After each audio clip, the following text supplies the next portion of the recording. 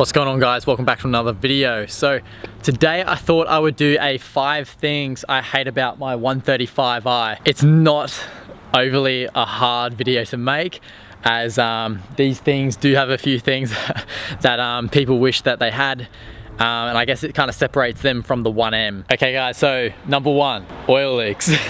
So I currently have an oil leak at the moment. The valve cover gasket is leaking and I just replaced the oil pan gasket. And these just BMWs in general are notorious for oil leaks. But the one thing with the N55 motor and N54 is the oil filter housing gasket.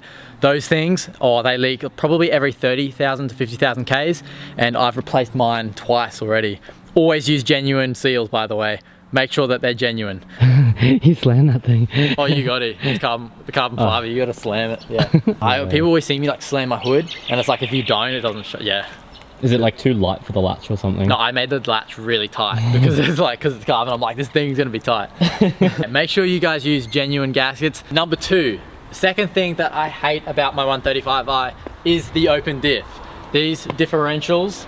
I guess that's the one thing that they go, BMW thought that they would put an open diff in the 135s, so people would probably be more inclined to buy the 1M. Because of the short wheelbase, not having an LSD makes these things scary at times, because if you've got higher horsepower, or you tune the engine, or you don't have the tires to put down the power, these things kick like crazy. And that's one thing that I really want to do to make it better and improve the overall experience, is installing an LSD. Yeah, I'm not too sure what LSD I'm going to install at the moment, but that's one thing that I plan to put into it. So okay, so number 3, the DCT models. I just think that the factory tune by BMW could have been improved. I don't like the kickdown when you floor it and it just drops to the lowest gear possible. I just wish the manual mode was a true manual experience from factory. I don't think it should be an aftermarket part, but I'm so glad XHP brought that out to the market, because that is it's just something that makes the car unenjoyable for those who do buy the dual clutch gearbox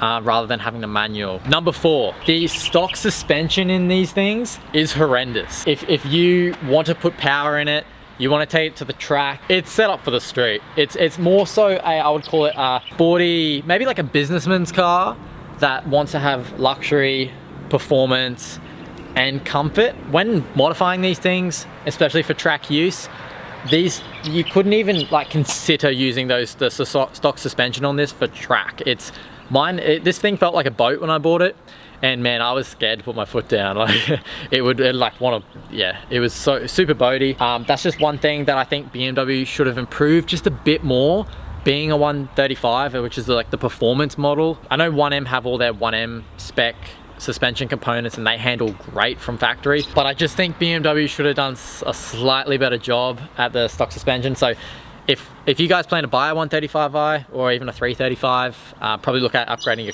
suspension to coilovers, or maybe even lowering springs. I would probably upgrade to coilovers, considering they're that bad from factory. So number 5, unfortunately going to be back to the motor. Number 5 would be the high pressure fuel pump, for sure. So in these cars, I'm not too sure about newer generation N55, but mine being a 2011, I have the N54 fuel pump. It's a ticking time bomb. So if you have an N54 or an early gen N55 like mine, 2011, I think it's up to 2012 April that the N54 part got carried through. So the high pressure fuel pump is something in these cars that you really have to think about, because whether you like it or not, it will fail. And it's something that needs to be replaced around, I'd say 80 to 100,000 Ks minimum. You might fail before then if you're unlucky, but it's something that's going to fail. It's just one thing that I wish you didn't have to replace, because it's pain to replace. And coming in with number 5 of the high pressure fuel pump is working on these motors. As you can see, there's no room to do anything. It's hard to work on these because they're so limited for space and everything is very jammed in and it's tight.